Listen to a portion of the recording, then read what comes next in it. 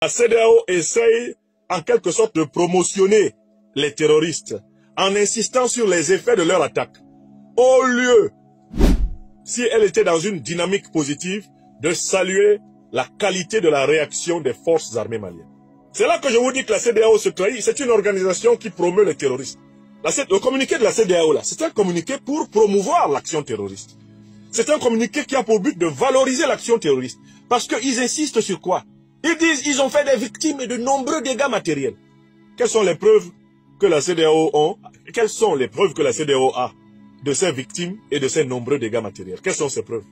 Est-ce que la CEDEAO est encore représentée au Mali? Le Mali s'est retiré de la CEDEAO. Donc il n'y a plus de représentants de la CEDEAO au Mali. Il y a quel journaliste de la CEDEAO qui a fait le reportage? Pour qu'eux, ils puissent dire qu'il y a des victimes et de nombreux dégâts matériels. Comment la CEDEAO a évalué les dégâts matériels? Pourquoi la CEDEAO ne dit pas que les assaillants ont tous heureusement été, pour l'essentiel, repérés et écrasés? Pourquoi la CEDEAO ne parle pas de la victoire des FAMA sur les assaillants? Mais les assaillants voulaient prendre le camp de gendarmerie de Falad. Est-ce que les assaillants ont pris le camp? Au lieu de souligner que la riposte des FAMA a été victorieuse, la CEDEAO veut donner l'impression que les assaillants ont remporté une victoire. Vous comprenez?